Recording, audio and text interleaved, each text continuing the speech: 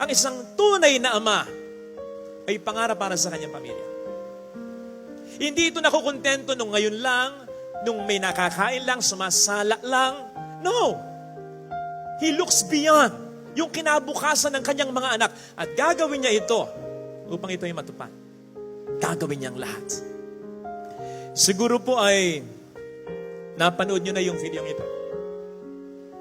Ito ay video, totoo po ito ng isang ama na umattend ng graduation ng anak niya. Yun nga lamang, hindi na niya kasama ang kanyang anak, standing na lang ng kanyang anak kasi namatay ito bago mag-graduation.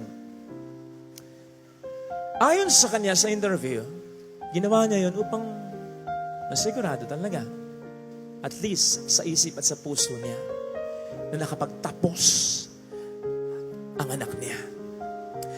Sinisigurado ko po sa inyo kung nabaliktad yung eksena o yung pangyayari, kung dumating yung graduation, ang namatay ay yung tatay, at yung estudyante, yung anak ay buhay.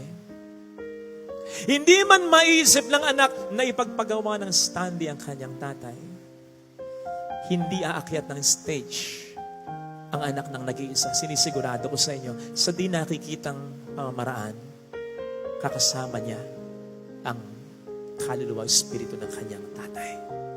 Sapagkat ang fulfillment ng pangarap ng isang anak ay kaligayahan ng isang ama. Wala na sigurong masasaya pa, bukod siguro sa ina, kapag tayo nakapag-abot ng ating pangarap, kundi ang ating mga ama. Sapagkat yun din naman ang dahilan kung bakit ang araw ay ginagawa nilang gabi. Ang gabi ay ginagawa nilang araw. Kung bakit nagsisikap sila upang maabot natin ang ating mga pangarap talaga. Kaya sana mga anak, wag lang yung focus tayo sa ating mga ina. Wag lang yung, sikat nga po, ito yung expression na MYMP, make your mama proud. Wag lang ganon.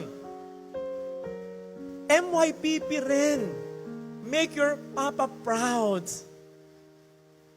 Yes, compared to your mom, he may not be your number one cheater, but deep within him, he could be happier.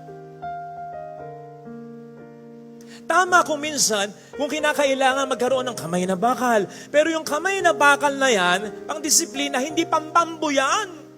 Masakit pag pinampambo yan.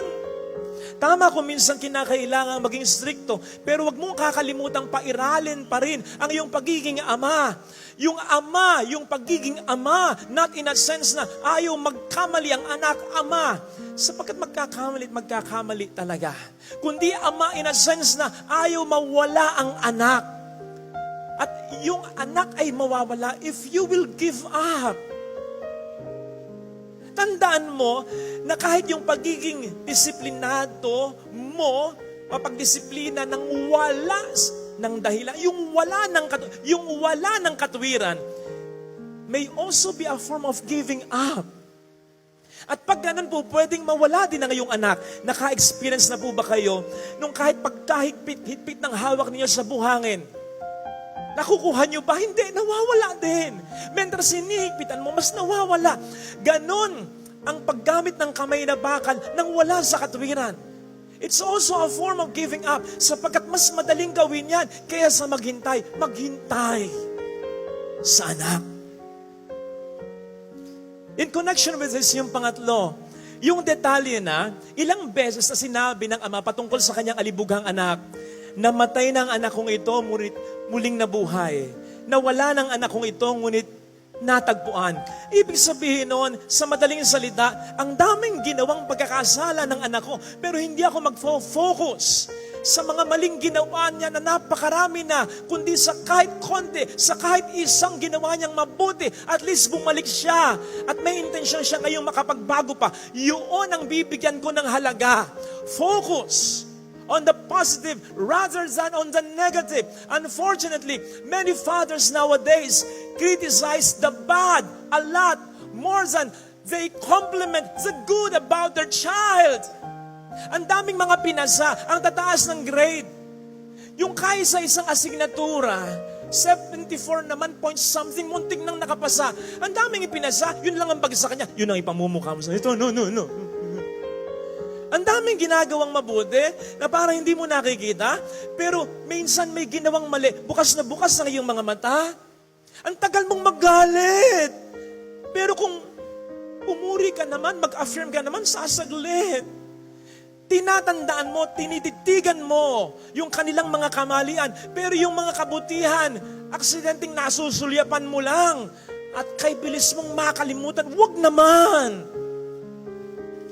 Tandaan po ninyo mga magulang, higit sa kanino man o sino man, yung affirmation ninyo, yung pagiging proud ninyo sa amin, ang hinahangad namin na inyong mga anak.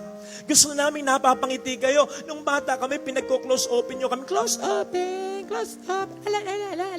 Di ba tuwan-tuwa kayo? Kami naman, di ba? Ganon ang ganon. Obey ng obey. Kasi natutuwa kayo.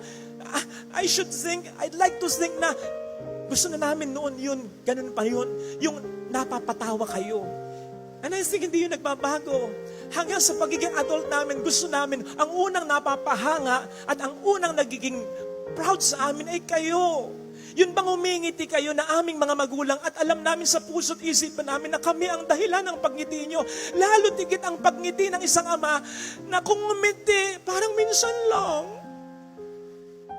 Darating ang pagkakataon, yes, na hindi na payayakap, tatanggi ng payakap sa inyo ang inyong mga anak. Kesyo may asawa na, binata na, dalaga na.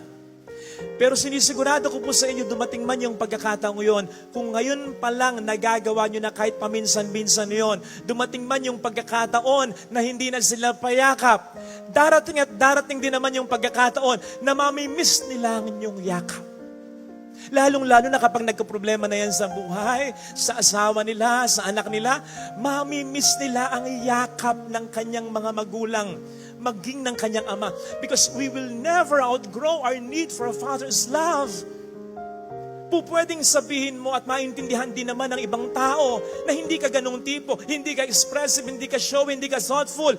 Pero please, sana maintindihan mo, tatay, na lahat ng tao kailangan ito.